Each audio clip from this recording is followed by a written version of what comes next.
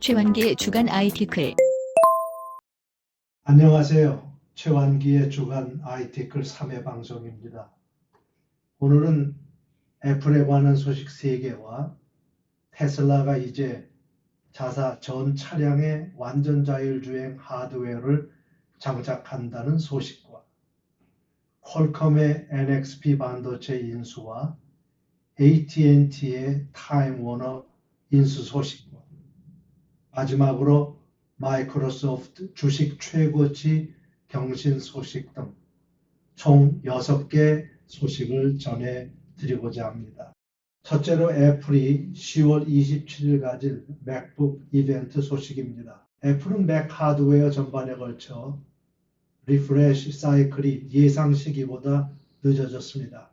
미국 미디어 레코드는 10월 18일 애플이 10월 27일 맥 이벤트를 가질 것이라고 보도했는데 애플은 그 다음날 이 이벤트의 초청장을 미디어에게 발송해 레코드의 소식을 확정했습니다. 애플이 미디어에게 보낸 초청장에는 Hello Again이라고 되어 있는데 이는 애플이 매킨토시를 발표할 때 사용했던 Hello I'm Macintosh라는 문구를 연상하게 합니다. 따라서 이번 이벤트는 맥 중심으로 진행될 것을 암시하고 있습니다. 애플 신제품 소식을 정확하게 예측하기로 이름이 난 밍치구어는 이번 이벤트에서 USB-C 포트와 OLED 터치 스트립이 장착된 맥북 프로가 발표될 것이라고 말했습니다.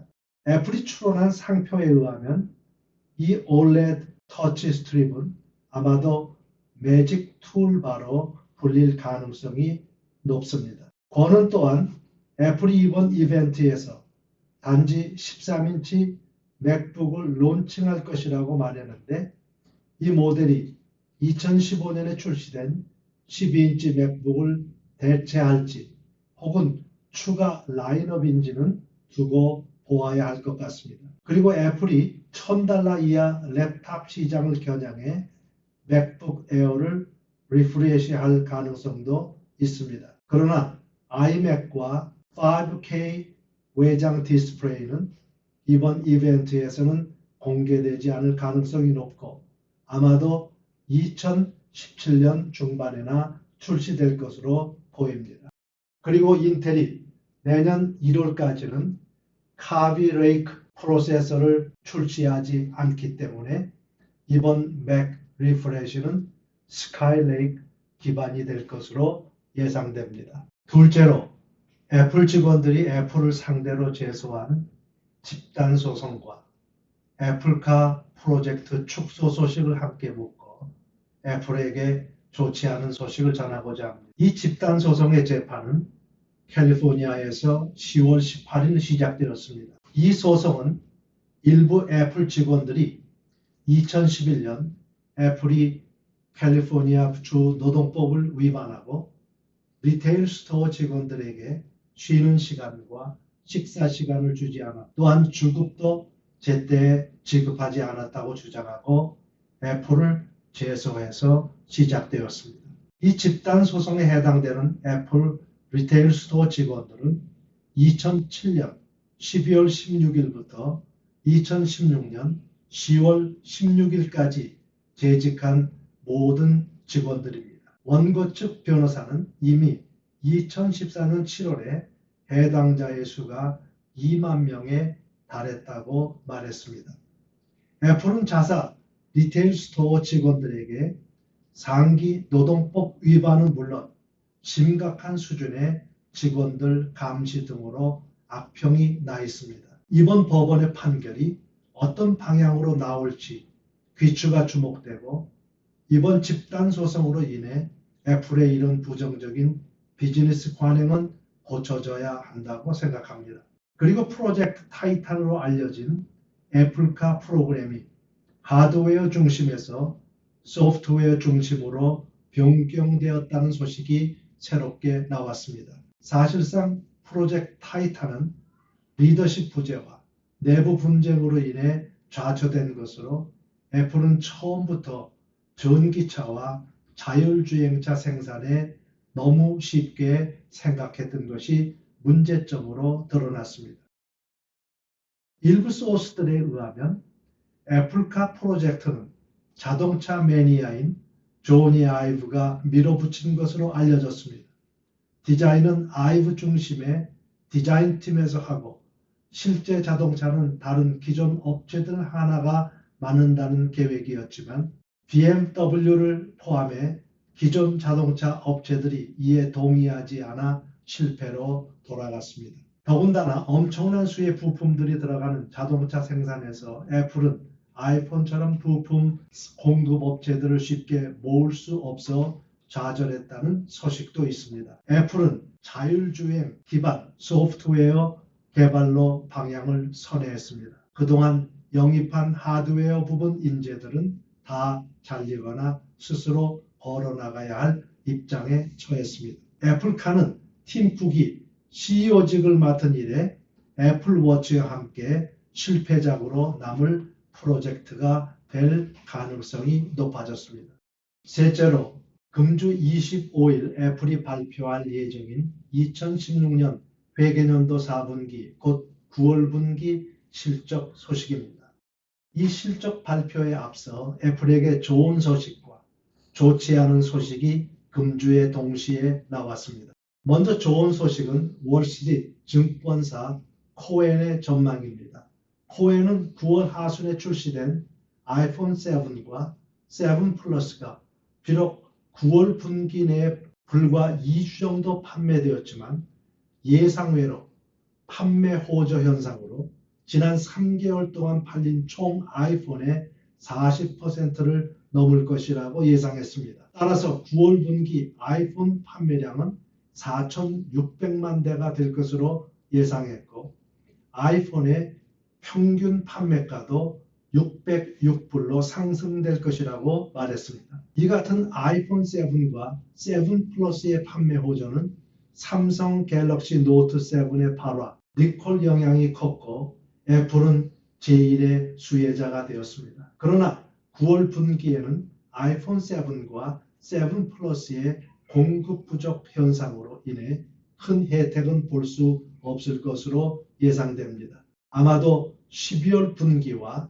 내년 3월 분기에 노트 7의 단종으로 인해 애플은 특수 효과를 누릴 것으로 예상됩니다. 애플은 노트 7의 리콜과 단종 이후 아이폰 7과 7 플러스의 발주를 증가시킨 것으로 알려졌습니다. 다음은 애플에게 나쁜 소식입니다.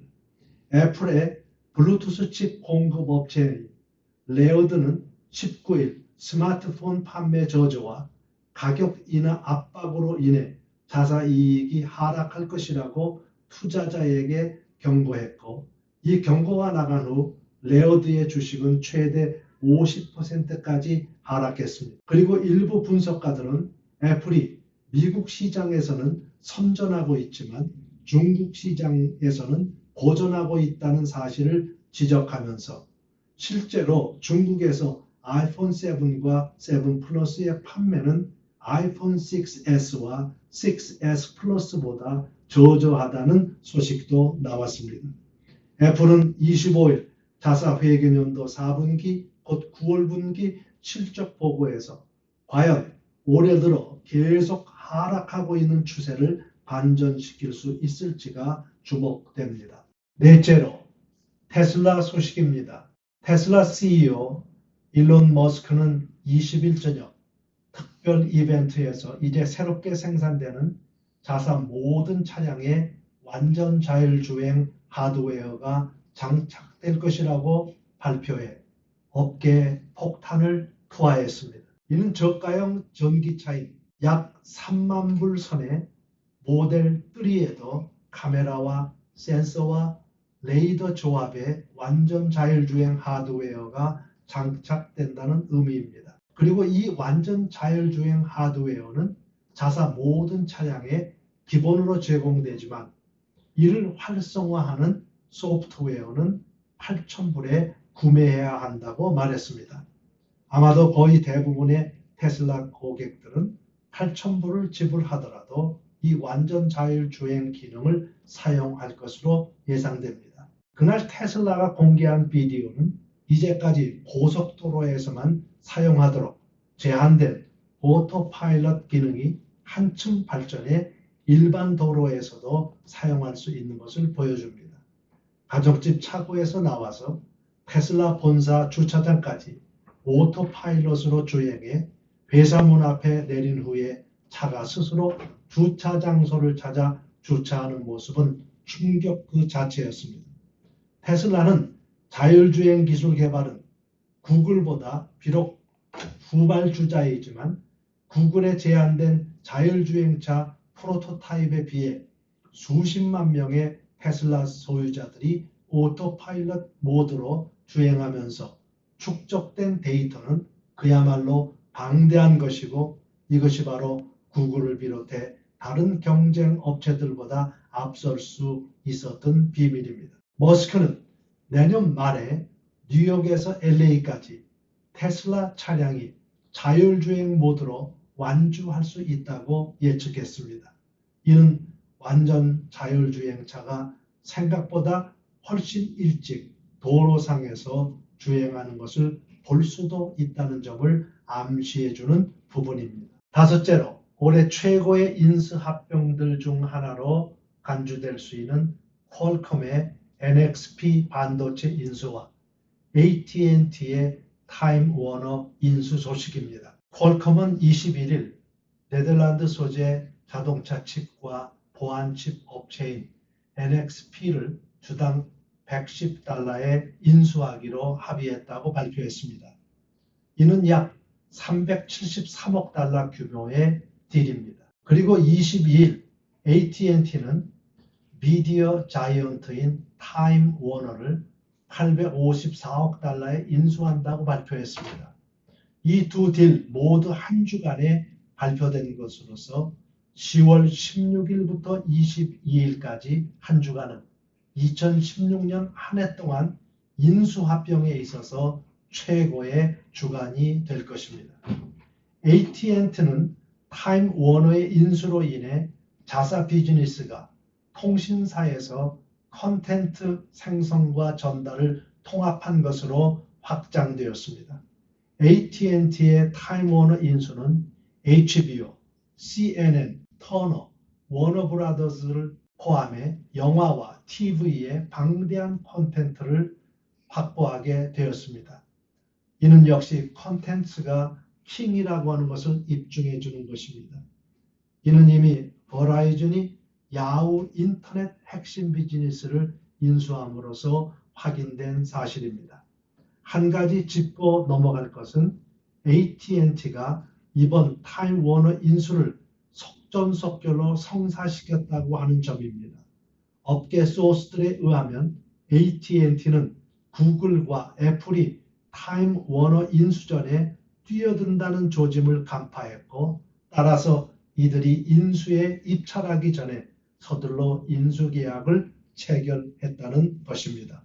마지막으로 마이크로소프트의 주식이 금주 자사 최고치를 경신했다는 소식입니다. 사실 마이크로소프트는 애플과 구글이 감히 쳐다보지도 못할 정도로 거대한 회사였고 테크 회사들 중 선두주자였습니다. 그러나 빌 게이츠 이후 스티브 발머가 CEO를 맡으면서부터 계속 삽질을 했고 회사는 성장이 정체한 반면에 애플과 구글은 고속 성장을 해서 이제 시가총액에서 마이크로소프트를 제치는 결과까지 이르게 되었습니다. 발모의 가장 큰 삽질 중 하나가 바로 노키아의 모바일 폰 부문의 인수였습니다. 구원투수로 등판한 사티아 나델라는 결국 노키아 인수로 인해 천문학적인 액수를 결손 처리해야 했습니다. 그러나 그는 PC 시장의 하락과 이로 인한 회사의